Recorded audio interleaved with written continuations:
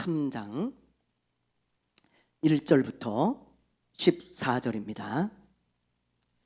누가복음 3장 우리 1절부터 14절, 페이지 91페이지. 우리 한 절씩 교독하도록 하겠습니다. 디베료 황제가 통치한 지 15해 곧 본디오 빌라도가 유대의 총독으로, 헤롯이 갈릴리의 분봉왕으로, 그 동생 빌립이 이두레와 드라고니 지방의 분봉왕으로, 루사니아가 아빌레네의 분봉왕으로,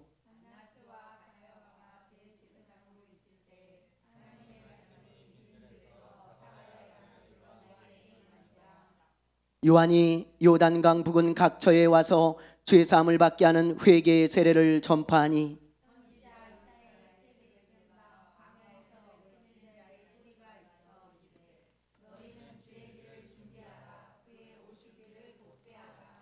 모든 골짜기가 메워지고 모든 산과 작은 산이 낮아지고 굽은 것이 곧아지고 험한 길이 평탄하여 질 것이요,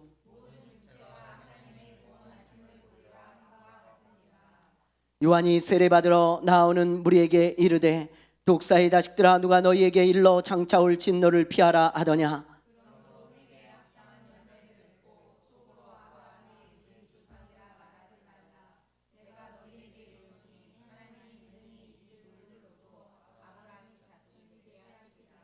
이미 도끼가 나무 뿌리에 놓였으니 좋은 열매 맺지 아니하는 나무마다 찍혀 불에 던져지리라.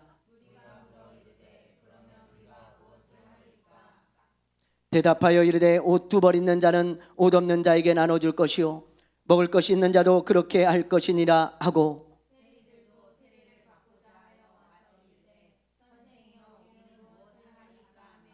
이르되 부가된 것 외에는 거두지 말라 하고,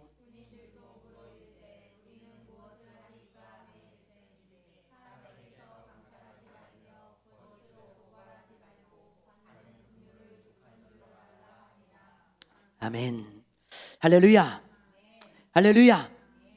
네, 얼마 전에 올림픽이 끝났잖아요. 근데 요즘 올림픽의 이 시청률이 예전 같지 않다고 합니다.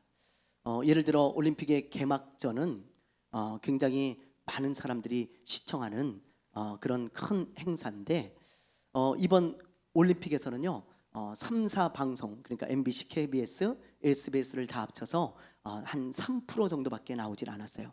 한 방송사마다 0. 몇 프로 또는 1% 정도밖에 방송 시청을 하지 않은 거예요. 실례로 지난 도쿄 올림픽에는요 3사 방송사 다 합쳐서 17.2%가 나왔습니다. 그러니까 한 6분의 1토막이 난 거죠. 뭐 이러다 보니까 이제 올림픽 특수는 끝났다, 그런 이야기가 나오고 있습니다. 비싼 돈을 주고 올림픽 중계료를 사가지고 오는 거예요.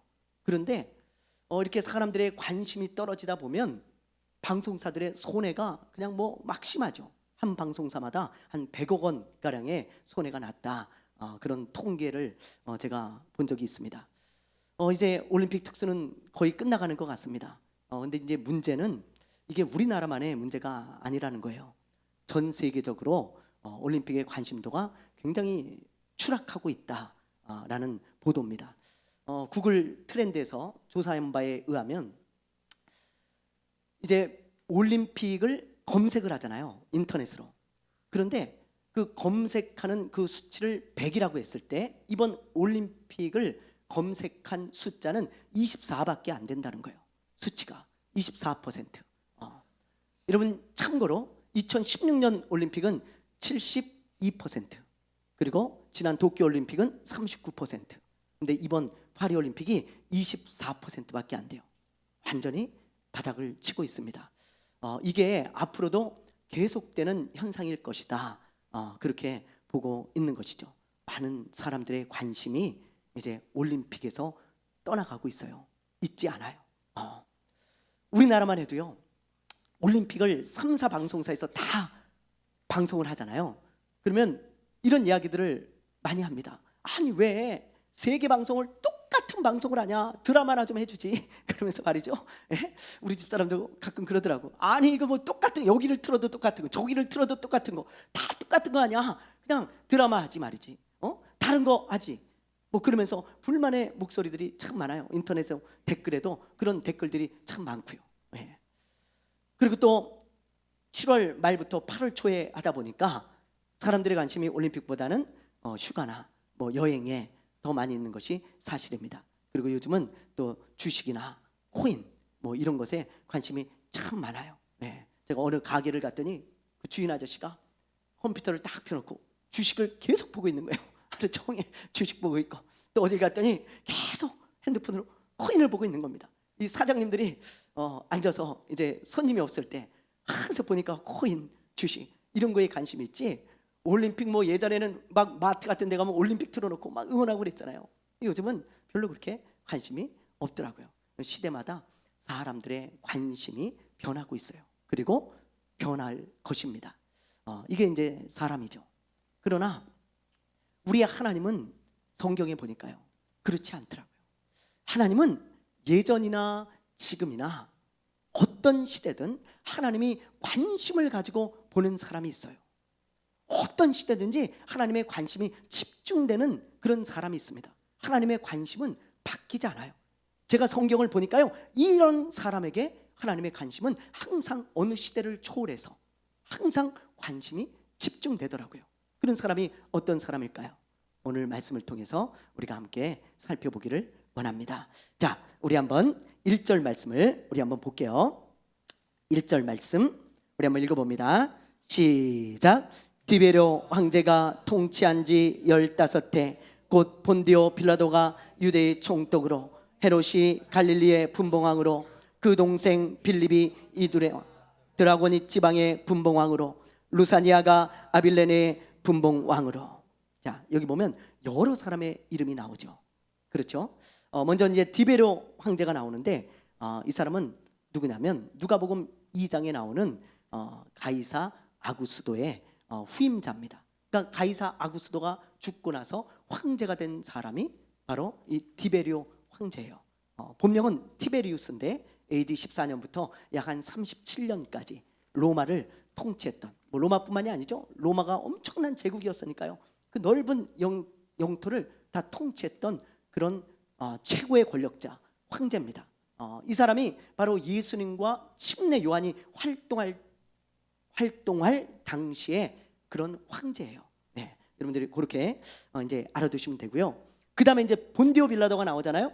우리가 금방 사도신경에서도 우리가 외웠죠. 본디오 빌라도에게 고난을 받으사. 그 본디오 빌라도, 그 사람이 바로 이 사도신경에 나오는 본디오 빌라도예요. 여기 지금 나오지 않습니까? 이 사람은 예수님을 십자가에 못 박도록 허락한 사람이죠. 예수님을. 그렇다면 이 사람이 어떻게 예수님을 십자가에 못 박을 수 있었는가? 예. 이 당시에 이스라엘은요, 여러 사람이 통치하고 있었어요. 그래서 참 이스라엘은 복잡한 정치적인 상황이었습니다. 우리 지도를 한번 보여주세요. 여기 보면요, 예. 여기 위에를 이제 갈릴리라 그러고, 가운데를 사마리아라고 그러고, 요 밑에를 유대 지역이라고 합니다. 예수님 시대 당시 이스라엘의 구분이에요. 그런데 요 본디오 빌라도가 지금 어디를 통치했냐면 요 유대와 사마리아를 통치를 한 거예요. 요 밑에 쪽을. 요 지역에 보면 요 예루살렘이 있죠. 이 수도잖아요. 여기가 정치적으로 또 종교적인 중심지입니다. 그래서 로마에서는 요 지역을 로마의 총독을 따로 파견을 해가지고 다스리게 했어요. 그래서 이 지역은 로마의 총독이 다스리는 지역이었는데, 이 로마의 총독에게 십자가 처형을 할 수 있는 권한이 있었습니다. 권한이. 십자가 처형은 로마의 사형법이에요. 그것도 가장 잔인한 사형법입니다. 그래서 아무나 십자가 처형을 할 수 있는 게 아니고 로마에서 파송된 이 총독이 허가를 해줘야 그 무시무시한 십자가의 처형을 할 수 있었던 거예요. 그래서 본디오 빌라도가 허락을 하잖아요. 그래서 예수님이 십자가에서 죽게 된 것입니다. 이 본디오 빌라도는 로마에 파송된 5번째 총독이었어요. 본명은 폰티우스 필라투스입니다. 근데 우리 성경에는 이제 본디오 빌라도 이렇게 이제 되어 있죠. 엄청난 권력자죠, 그렇죠? 사람을 죽이고 살릴 수 있는 그런 권한이 있는 그런 사람이었고요. 자, 그 다음에 보세요. 이제 헤롯이 나옵니다. 헤롯. 이 헤롯은 헤롯 안티파스라고 하는 사람이에요. 여러분 이제 복음서를 읽다 보면 또는 사도행전을 읽다 보면 헤롯이 여러 명이 나오잖아요. 그건 똑같은 헤롯이 아닙니다. 이제 대헤롯, 헤롯 대왕이라는 사람이 있어요. 그 헤롯의 아들과 손자들이에요. 그러니까 대헤롯이 있고요, 그 아들이 있고 손자가 있는데 지금 그 아들이 헤롯 안티파스예요. 여기 지금 3장 1절에 나오는. 그럼 아버지 헤롯, 그 대헤롯은 누구냐? 예수님이 태어났을 당시에 예수님을 죽이려고 했던 그 헤롯 있잖아요. 그래서 마리아와 요셉이 예수님을 살리기 위해서 꿈의 지시를 받고 이집트로 피신을 가죠. 어린 예수님을 데리고. 그랬다가 헤롯이 죽고 나서 그제서야 마리아와 요셉이 예수님을 데리고 갈릴리 나사렛으로 돌아옵니다. 여러분 기억나시죠? 마태복음과 누가복음에 나오는 내용이잖아요. 그 헤롯, 예수님이 태어날 당시의 헤롯이 헤롯 대왕이에요. 그리고 지금 요 3장 1절에 나오는 예수님이 활동할 당시의 요 헤롯은 헤롯 안티파스예요. 아들이에요, 그 사람의. 어디를 다스렸는가? 지도를 보여주세요. 자, 어디를 다스렸냐면 여기 요 위에 요 갈릴리 지역 요 위쪽을 다스리는 분봉왕이었습니다. 분봉왕이라는 말은 로마의 황제가 파송한 왕이라 이 말이에요. 임명한 왕, 파송한 게 아니고 임명한 왕. 그래서 로마의 황제의 허가를 얻어가지고 요 갈릴리와 그리고 요 요단강 동편인 요 베레아 요 지역을 통치하고 있던 왕이 바로 헤롯 안티파스입니다. 그렇게 여러분들이 알고 계시면 돼요. 자, 그 다음에 이제 빌립이 나오는데 이 빌립도 헤롯 대왕의 아들입니다. 그러니까는 아까 말한 이 헤롯 안티파스, 요 갈릴리와 베레아를 다스리는 분봉왕이었던 헤롯 안티파스의 동생이죠. 근데 이복 동생이에요. 그러니까 헤롯 대왕이 아내가 10명 정도 있었어요. 10명 정도. 놀래지도 않으시네. 10명 있었다니까요. 그래서 자녀를 많이 낳는데 그 중에 이복 동생이 이제 여기 말하는 빌립이에요. 빌립. 요 빌립은 어디를 다스리냐? 여기 요 위에 갈릴리 동편 위쪽 이두레와 드라고닛을 다스리는 분봉 왕이었습니다. 전부 로마의 황제가 임명한 거예요, 여러분. 그리고 여기 보면은 지금 이제 마지막으로 루사니아가 나오는데 루사니아는 아벨레네 저 위쪽입니다. 한참 위쪽. 저 수리아 쪽 그쪽을 다스리는 분봉 왕이었습니다. 이 사람에 대해서는 거의 알려진 바가 없어요. 어떤 인물인지 누가가 기록해 놓지 않았기 때문에 잘 몰라요. 자, 그리고 2절을 한번 보세요. 오늘 말씀 2절. 자, 한번 볼게요. 시작.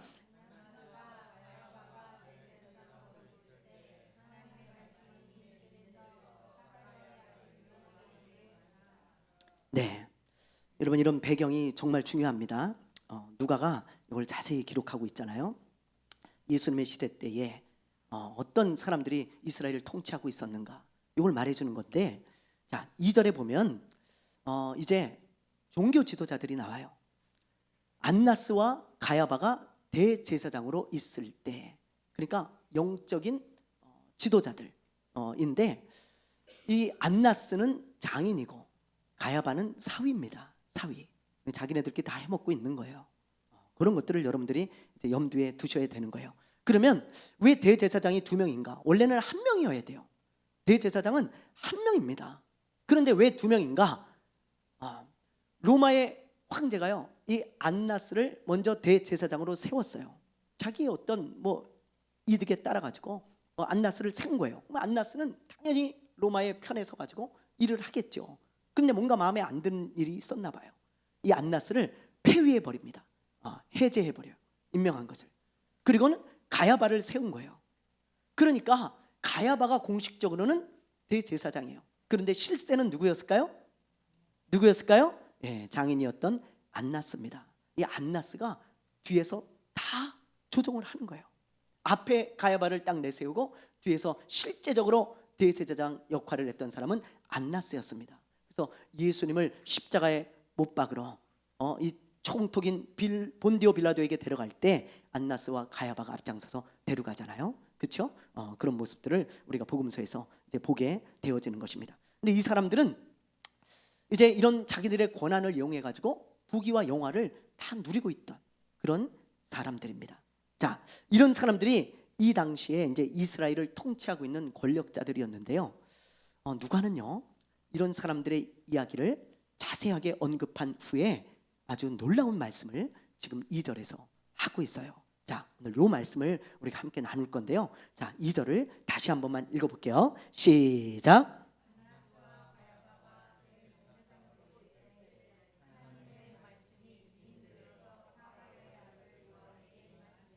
자, 보세요. 1절과 2절 초반에 보면 엄청난 사람들의 이름, 권세자들, 가진 자들, 그리고 무엇인가 누리고 있는 자들, 엄청난 힘이 있는 그 당시에 유명한 지도자들을 다 열거하고 있잖아요. 그런데 하나님의 말씀은 정작 누구에게 임해요?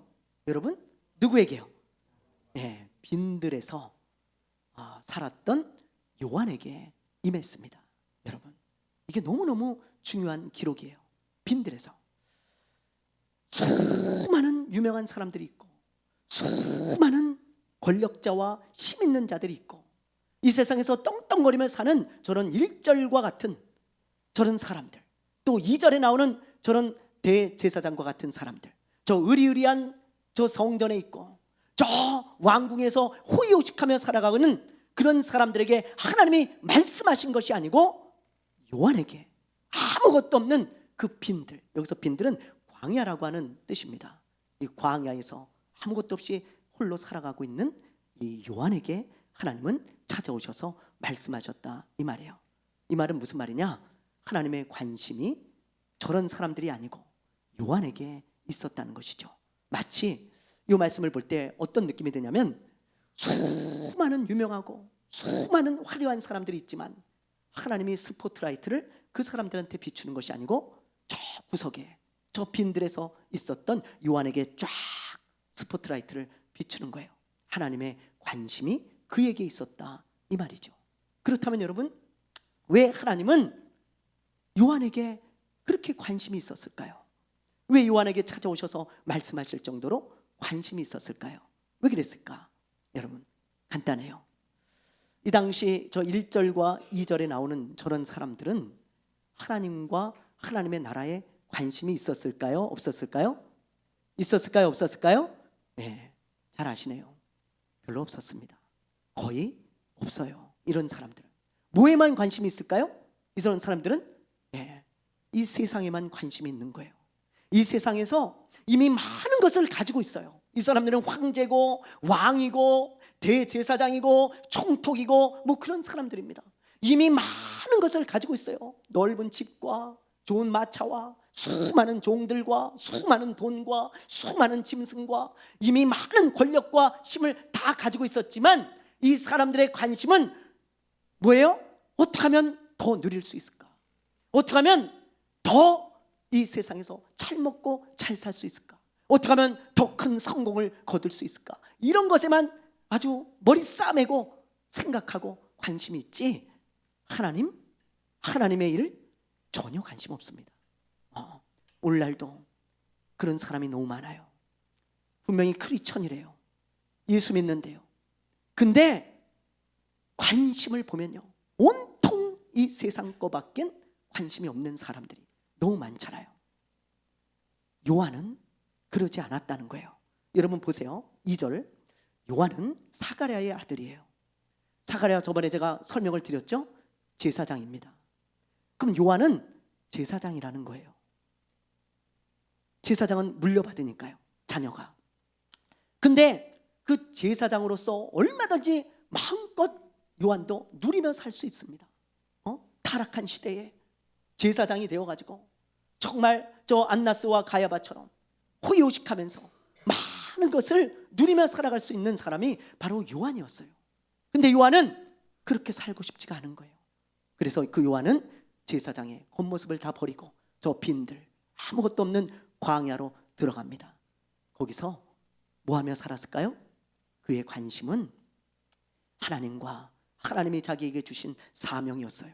그는 태어날 때부터 하나님의 사명을 받은 사람이잖아요. 그래서 그의 관심은 하나님이 주신 사명이었어요. 하나님, 나에게 이런 사명을 주셨는데 제가 이걸 어떻게 이루며 살아갈 수 있을까요? 하나님, 제가 뭘 해야 되겠습니까? 제가 언제 그 일을 시작해야 되겠습니까? 하나님, 알려주십시오. 가르쳐 주십시오. 그러면서 하나님과 하나님이 주신 사명을 생각하며 기도하고 하나님을 생각했던 사람이 바로 요한입니다. 요한, 여러분. 그래서 하나님이 하나님과 하나님의 일에 관심을 갖고 있던 그 요한에게 그렇게 주목하고 그렇게 관심을 가지셨던 거예요. 그래서 하나님이 찾아오셔서 늘 요한과 대화하시고 이야기하시고 하나님인 요한에게 말씀하시고 요한을 귀하게 쓰신 것입니다. 오늘날도 마찬가지입니다. 여러분, 이 세상에 수많은 크리스천이 있어요. 여러분, 정말 많은 크리스천이 있습니다. 우리나라만 해도 800만 명의 크리스천이 있어요. 근데 그 사람들의 관심이 뭘까요? 여러분, 관심이 뭘까요? 혹시 이 세상과 이 세상에서 더 많은 것을 누리고 더 많은 것만 쌓고 더 잘 먹고 잘 사는 것에만 혈안이 되어 있는 크리스천들은 없을까요? 너무 많습니다. 정말 많습니다. 진짜 많아요. 예, 제가 그냥 하는 이야기가 아닙니다. 이 세상에 유명하고 성공한 사람들, 화려한 사람들, 많은 것을 가지고 있는 사람들은 많지만 하나님과 하나님의 일에 관심을 가진 크리스천들은 너무 적습니다. 하나님은요, 그런 사람에게 하나님의 관심이 집중되는 거예요. 이런 세상에 살아가면서도 하나님을 생각하는 사람들, 하나님께 관심이 있고 하나님의 일에 관심을 가지고 살아가는 사람들, 이런 요한과 같은 사람들에게 하나님의 스포트라이트가 비치고 하나님의 관심이 그런 사람들에게 있는 것입니다. 예를 들어 여러분, 나다나엘을 보세요. 나다나엘, 빌립이요, 나다나엘을 데리고 예수님께 오잖아요. 그때 예수님이 나다나엘을 딱 보실 때 하신 말씀이 있어요. 자, 무슨 말씀을 하셨는지 요한복음 1장 우리 47절을 볼게요. 자, 한번 읽어봅니다. 시작.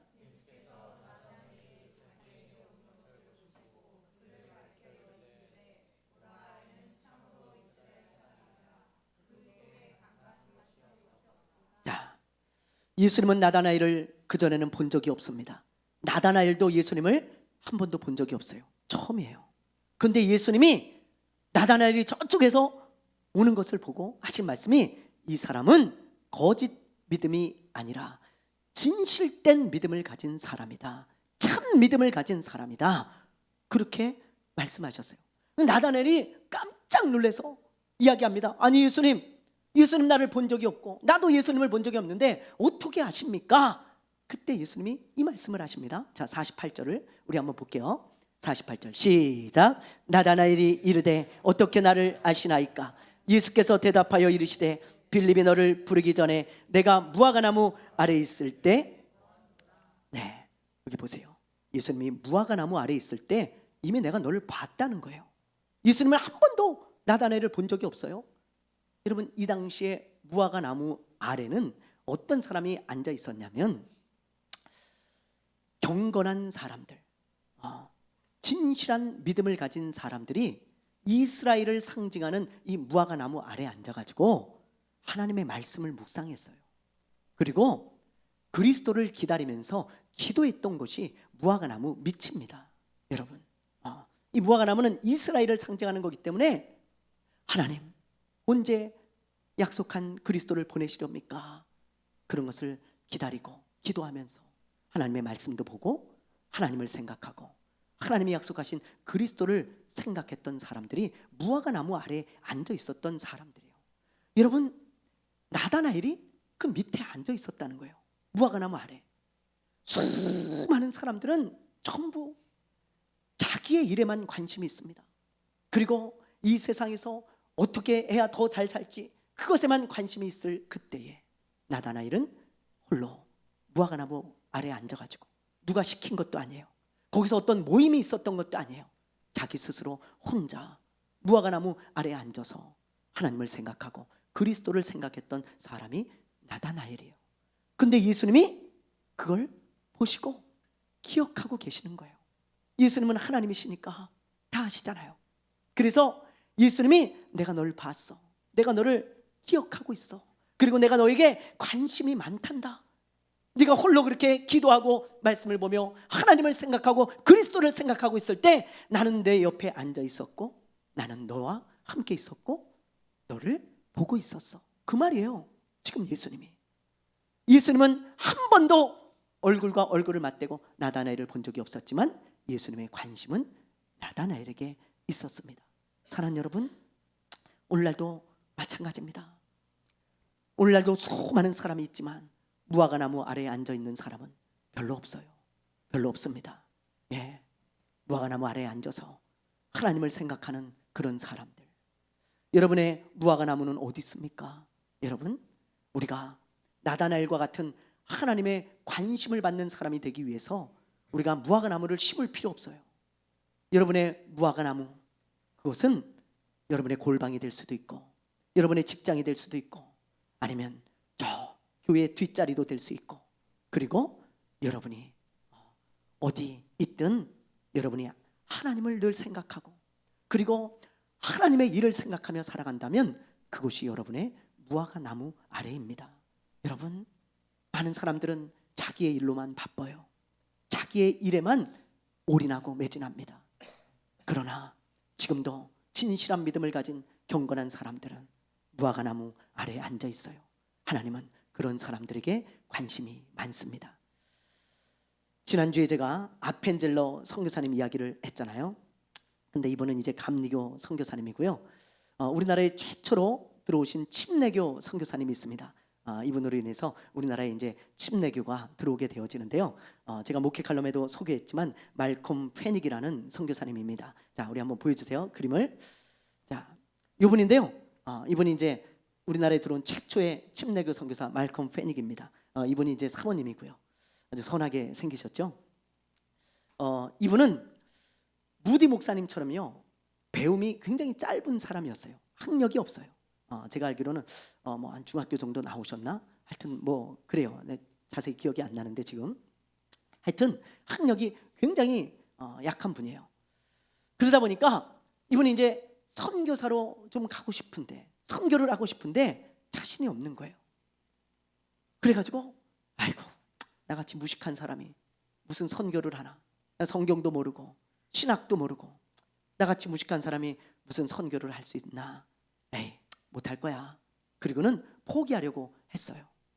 그런데 어느 날 이분이 부흥회를 참석을 합니다. 부흥회를. 근데 그 부흥회 강사 목사님이 이런 설교를 하시는 거예요. 만약에 저 사막에서 물이 없어서 죽어가는 사람이 있다면 그 사람에게 꼭 좋은 컵에다가 물을 떠서 줘야지만 그 사람을 살릴 수 있는 것은 아닙니다. 찌그러진 깡통에다 물을 떠다 줘도 그 사람을 살릴 수 있습니다. 하나님은 찌그러진 깡통 같은 사람도 쓰십니다. 그런 설교를 하는데요, 이분이 아주 큰 은혜를 받고 용기를 얻은 거예요. 그리고 이렇게 기도합니다. 하나님, 맞아요. 저는 찌그러진 깡통입니다. 하나님, 저는 아무것도 쓸모없는, 아무짝에도 내세울 것이 없는 그런 찌그러진 깡통과 같은 사람입니다. 그러나 하나님, 저 하나님의 일을 하고 싶습니다. 선교를 하고 싶습니다. 그러니 저를 좀 써주시겠습니까? 이 찌그러진 깡통을 써주시겠습니까? 그리고는 기도하고요. 그리고는 선교사로 헌신을 해서 한국에 1889년에 들어오게 되어지는 거예요. 그래서 다음 사진을 보여주세요. 그래서 이분이 이렇게 들어오셔가지고 그 당시 이제 우리 조선이니까요. 조선 갓을 쓴 또 이렇게 하얀 옷을 입은 우리나라 사람들하고 성경 공부도 하고 예배도 드리고 교회도 세우고 그러면서 이분은 특히 저 오지, 저 산골 이런 데를 다니면서 교회를 세웠습니다. 그래서 울릉도나 뭐 아니면 저 산골 오지 섬 이런 데는 침례교회가 굉장히 많아요. 침례교 선교사님이 들어오셔서 그런 지역에 많이 교회를 세웠습니다. 여러분, 얼마나 감사합니까? 보세요, 여러분. 이런 찌그러진 깡통과 같은 이런 사람일지라도 무화과나무 아래에 앉아가지고 하나님, 저 선교하고 싶습니다. 하나님의 일 하고 싶습니다. 그러면서 늘 하나님을 생각하고 하나님의 일을 생각하는 이런 사람에게 하나님은 관심이 있으세요. 이 당시에 이분이 캐나다 분인데, 캐나다하고 우리나라는요 하늘과 땅 차이입니다. 사는 수준이. 이런 가난한 나라에 예수님을 전하러 온다? 선교하러 온다? 아무도 관심이 없어요. 아무도. 근데 이분은 무화과나무 아래에 앉아서, 주님, 제가 선교를 하고 싶은데 주님 어떻게 하면 되겠습니까? 그러면서 늘 하나님을 생각하고 하나님의 일을 생각했던 사람이 이분이에요. 하나님이 이분을 주의 깊게 보시고 이분에게 관심을 갖고 계시다가, 그래 이놈아, 내가 널 쓸게. 그리고는 그 부흥에 참석시켜서 용기를 주시고 이분을 쓰신 거 아니겠어요? 사랑하는 여러분, 우리도 마찬가지예요. 우리의 모습이 침례 요한이나 이 말콤 페닉 선교사님처럼 찌그러진 깡통 같아도 됩니다. 빈들에 살고 있어도 비록. 그렇죠? 우리가 하나님을 생각하고 하나님의 일을 생각하며 그것에 관심을 가지고 살아간다면 하나님의 관심이 우리에게 있는 거예요. 우리에게. 하나님은 저 청와대에 있는, 저 용산 대통령실에 있는 그런 사람들에게 있는 것이 아니고, 하나님은 저 대그룹 총수나, 하나님은요 저 어떤 성공한 사람들, 유명한 사람들에게 하나님의 관심이 있는 것이 아니고, 하나님을 생각하고 하나님의 일에 관심을 갖고 있는 사람들, 늘 어디 있든 무엇을 하든 하나님을 생각할 줄 알고 하나님의 일에 관심을 가지고 살아가는 그 사람에게 하나님도 관심이 있다는 것입니다. 사랑하는 여러분, 우리 그런 사람 됩시다. 그런 사람 됩시다. 여러분, 찌그러진 깡통 같아도 괜찮아요. 하나님이 귀하게 쓰시고 하나님이 그런 사람을 꼭 붙드시고 사용하실 줄로 믿습니다. 우리 찬양합시다. 내 마음에